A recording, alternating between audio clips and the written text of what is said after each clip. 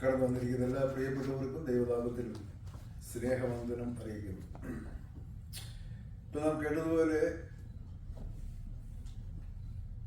Bible literature ഫോറത്തിൻ്റെ 23ാമത്തെ വർഷത്തിലേക്ക് നാം കടന്നു വന്നിരിക്കുകയാണ്. എഴുത്ത് വായന, എഴുത്തിൻ്റെ പ്രാധാന്യം അത് പ്രൂവ് ചെയ്യുന്നത് വേദപുസ്തകം തന്നെയാണ്.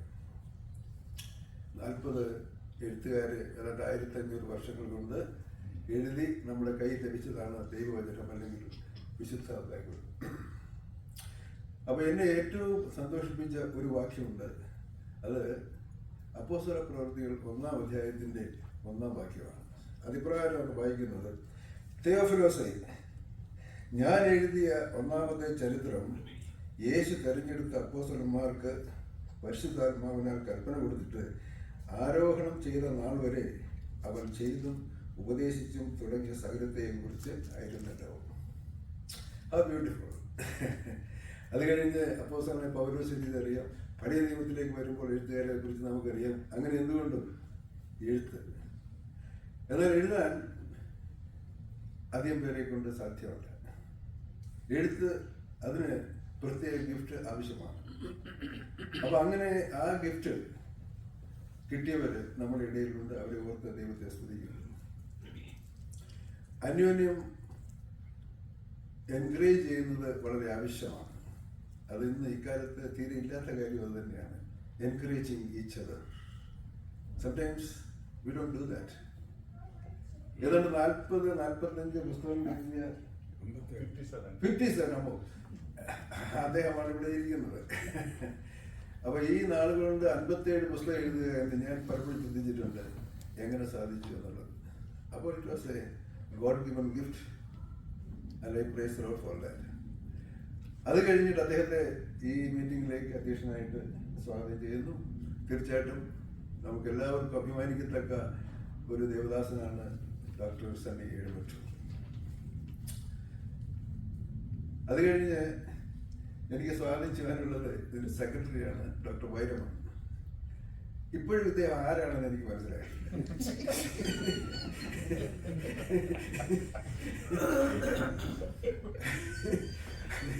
എഴുത്തുകാരനാണ്, കവിയാണ്, വേദപണ്ഡിതനാണ്, അറ്റേണിയാണ്.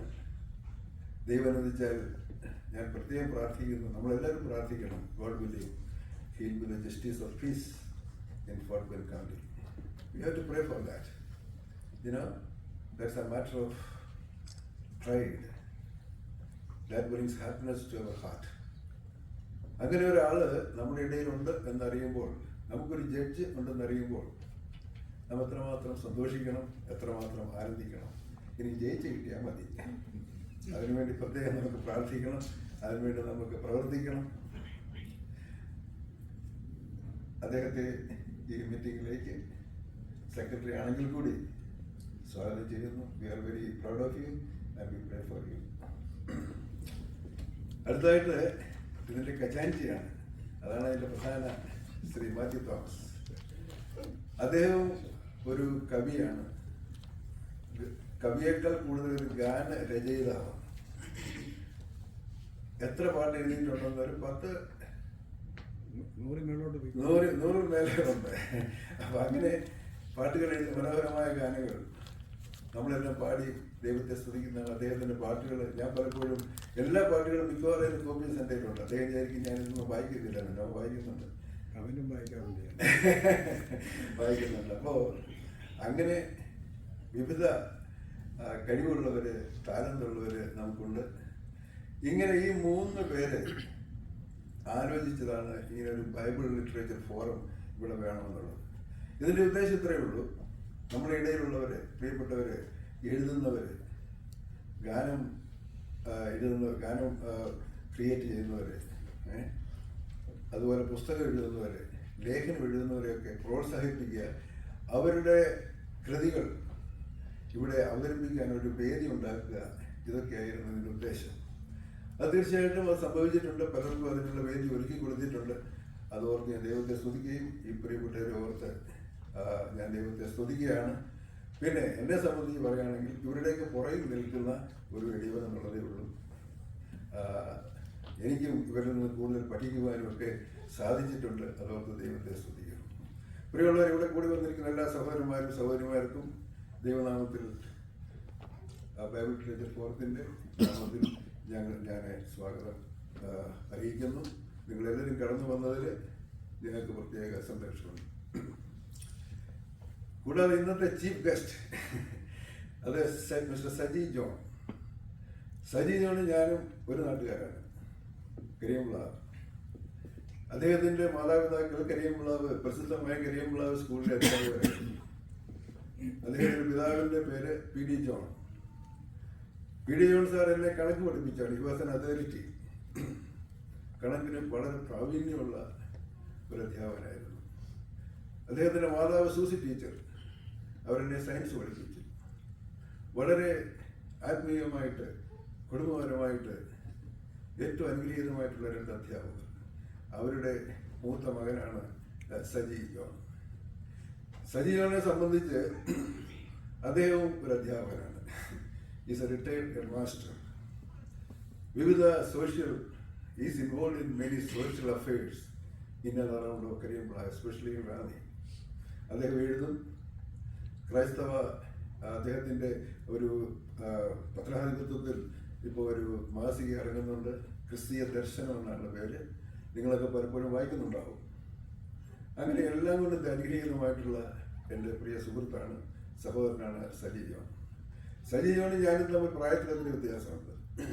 എന്നാൽ എൻ്റെ ഏറ്റവും അനുജൻ മരിച്ചുപോയ ജോൺസന്റെ ഏറ്റവും അടുത്ത സുഹൃത്താണ് ജോൺസൺ, സജി. എനിക്കെല്ലാം കൊണ്ടും വളരെ അഭേദ്യമായിട്ടുള്ള ബന്ധം ഉണ്ട്. ഒരു കാര്യം കൂടെ പറയാം. എൻ്റെ പിതാവ് മരിച്ചപ്പോൾ മൃതശരീരം തിരുവല്ല മോർച്ചറിയിലായിരുന്നു. ഞങ്ങൾ മൃതശരീരം അവിടെ ചെല്ലുന്നതിന് മുമ്പേ തന്നെ സജി അവിടെയുണ്ട്. അപ്പോൾ അപ്പച്ചൻ്റെ റിസീവ് ചെയ്ത് നാട്ടിലേക്ക് കൊണ്ടുവരണം, കരിയംപ്ലാവിലേക്ക് കൊണ്ടുവരണം.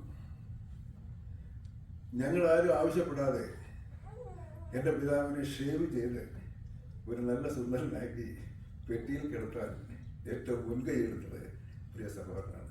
അപ്പോൾ അങ്ങനെ എനിക്ക് വലിയൊരു കടപ്പാട് അതല്ല, അങ്ങനെ അനേക കാര്യങ്ങൾ.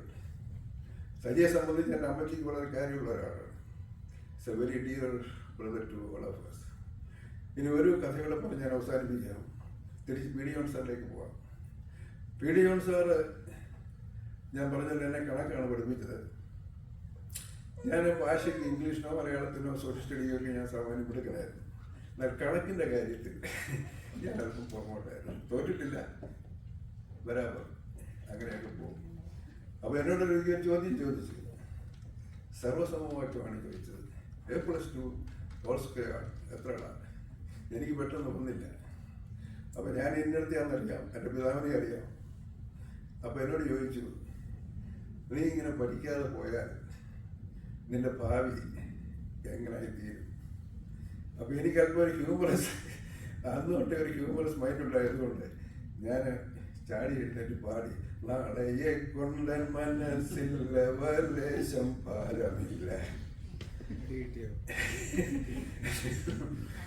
സാറിന് ചിരിക്കണോ കരയണോ എന്ന് തോന്നിയില്ല. എന്നെ ഇങ്ങനെ ഒന്ന് നോക്കി, എന്നെ തല്ലിയില്ല. എന്നോട് പറഞ്ഞ് ഇരുന്നോളാൻ പറഞ്ഞു. അദ്ദേഹം പിന്നെ എന്നെ പഠിപ്പിച്ചു. ഞാൻ SSLCക്ക് നല്ല മാർക്ക് വാങ്ങി ജയിച്ചു. അത് വേറെ കാര്യം.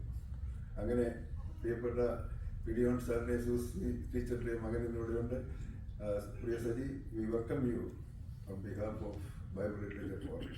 ഒരിക്കൽ കൂടി കടന്നു വന്ന എല്ലാവർക്കും സ്വാഗതം പറഞ്ഞുകൊണ്ട്, സ്വാഗതം ചെയ്തുകൊണ്ട് ഞാൻ എൻ്റെ വാക്കിൽ നിന്ന് വിരമിക്കുന്നു. ദൈവനാമം